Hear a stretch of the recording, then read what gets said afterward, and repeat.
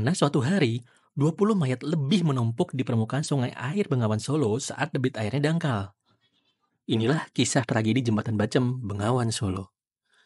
Sebagian warga Solo dan sekitarnya mungkin tidak asing saat mendengar nama jembatan yang terletak di dekat perbatasan Solo dan Sukoharjo ini.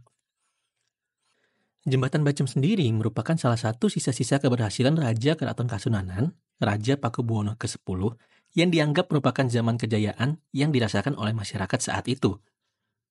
Beragam pembangunan infrastruktur dilaksanakan saat itu dan dalam membuatannya banyak meninggalkan jejak tilas bertuliskan PBX yang artinya Pakubuwono ke-10.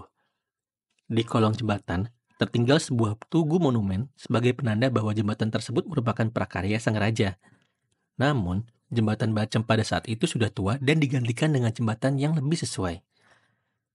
Ada kisah tentang pemerintah yang sempat akan melakukan penghancuran terhadap jembatan secara keseluruhan, termasuk tugu monumen petilasan dari Pakubuwono ke-10 yang berada di tepi sungai.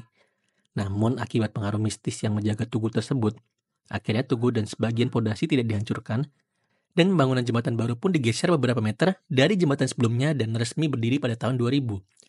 Mengenai gangguan mistis yang dialami saat pembangunan dan sering diceritakan oleh beberapa warga, dipercaya disebabkan oleh tragedi yang terjadi pada tahun 1965 silam.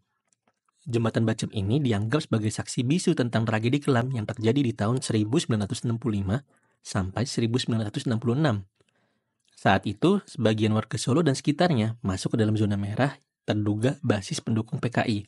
Tempat ini dikenal sebagai tempat jagal para tahanan terduga anggota Partai Komunis Indonesia atau organisasi yang berafiliasi dengan partai tersebut. Beberapa penyintas yang berhasil selamat, antara lain Barjo dan Wijo, dari kejadian itu menceritakan tentang bagaimana mengerikannya kejadian pada saat itu. Kisah ini juga diceritakan dalam sebuah dokumenter berjudul Jembatan Bacem. Saat itu, tahanan-tahanan terduga PKI dibawa menggunakan ke Jembatan Bacem. Ia menggambarkan suasana tahanan yang akan menjemput ajal pada saat itu. Ada yang tahan henti berdoa, dan ada yang terus merintih kesakitan tertindih papan dan orang di atasnya. Suara itu benar-benar terdengar mengerikan. Barjo melihat semua tahanan diturunkan dan disandarkan pada besi jembatan termasuk dirinya. Mereka dieksekusi satu persatu dengan senapan. Barjo saat itu tidak ingin menyerah dan memukulkan bagian kepalanya ke belakang pada papan sampai berulang kali hingga berhasil jatuh ke sungai Bengawan Solo jembatan itu. Ia selamat dari eksekusi. Namun ia ditangkap lagi kemudian hari dan dikirim ke Nusa Kambangan dan Pulau Buru selama 13 tahun. Lain dengan Dwijo, ia juga melihat kejadian serupa di mana tahanan diikat tangan dan lehernya, kemudian ditembak dan didorong jatuh ke sungai. Namun Dwijo diselamatkan oleh saudaranya seorang anggota resimen komando Angkatan Darat. Kala itu pembantaian terjadi berbulan-bulan hingga warga sekitar memilih untuk berdiam diri di rumah. Saat itu memang diperlakukan jam malam. Warga sekitar hanya bisa menahan kengerian dari dalam rumah mereka setiap mendengar suara letusan-letusan tembakan setiap malam hari. Setiap hari, warga mendapati jasad-jasad yang bergelimpangan di jembatan Bacem. Warga yang ketakutan dengan tumpukan-tumpukan mayat itu pun bergotong royong mendorong jenazah ke tengah sungai agar jasad-jasad itu terbawa aliran sungai Bengawan Solo ke daerah hilir.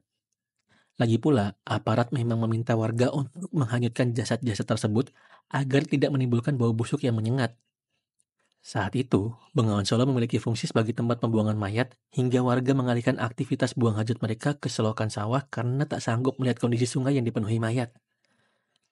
Bahkan, saat debit airnya sedang surut, warga pernah menemukan 20 mayat lebih yang menumpuk di sana. Saat itu sempat dikatakan bahwa sungai Bengawan Solo pernah menjadi merah karena jasad orang-orang yang jumlahnya tak terhitung ini. Bahkan beberapa petani yang tinggal di jalur sungai Bengawan Solo pun sering mendapati mayat-mayat yang terapung di tepi sungai. Selain kisah tentang kengerian tragedi ini, ada kisah miris juga tentang fitnah oleh beberapa pihak yang menuduh orang awam sebagai anggota PKI. Salah satunya yang bertahan hidup adalah Jasmono. Ia difitnah oleh seorang perangkat desa hingga akhirnya mengalami siksa fisik dan mendekam di penjara Nusa Kambangan dan Pulau Buru.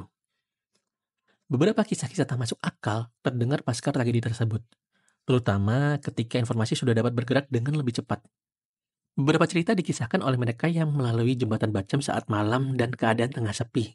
Tak jarang, pengendara motor mencium bau amis dan bau anyir di jembatan tersebut, bahkan pernah ada yang berpapasan dengan sosok manusia dengan tubuh yang berdarah-darah.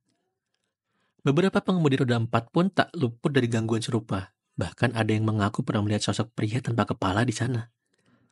Bagi beberapa orang yang mengaku mengerti tentang hal gaib, Sungai Bengawan Solo di bawah jembatan Bacem dianggap sebagai alun-alun oleh sosok tak kasat mata yang menghuni Sungai Bengawan Solo dan sekitarnya.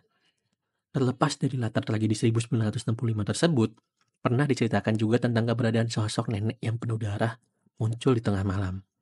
Jika beruntung, mungkin sosok nenek itu akan ikut membonceng motor atau kendaraan Anda hingga memasuki kota Sukoharjo. Konon, nenek tersebut merupakan korban kecelakaan sebuah truk kontainer besar. Sang sopir yang tengah mengantuk mengendarai truk kontainer melewati jembatan Bacem. Saat itu, samar-samar ia melihat seorang nenek yang berada di jembatan itu. Sampai saat sedang memasuki kota Sukoharjo, truk itu diteriaki dan diberhentikan warga. Kericuhan terjadi saat sang sopir hampir diamuk massa karena ternyata ia menabrak seorang nenek-nenek sejak berada di jembatan Bacem, dan jasadnya terseret hingga begitu jauh. Namun saat ini, jembatan Bacem sudah cukup ramai dan tidak lagi banyak ditemukan kejadian serupa. Walau begitu, kecelakaan-kecelakaan yang terjadi di sana masih sering dikaitkan dengan hal-hal mistis. Biarkan kisah ini menjadi informasi untuk kita dan semoga kita bisa memahaminya dengan bijak. Kalau ada yang ingin dikoreksi atau ditambahkan, bisa share di komen ya.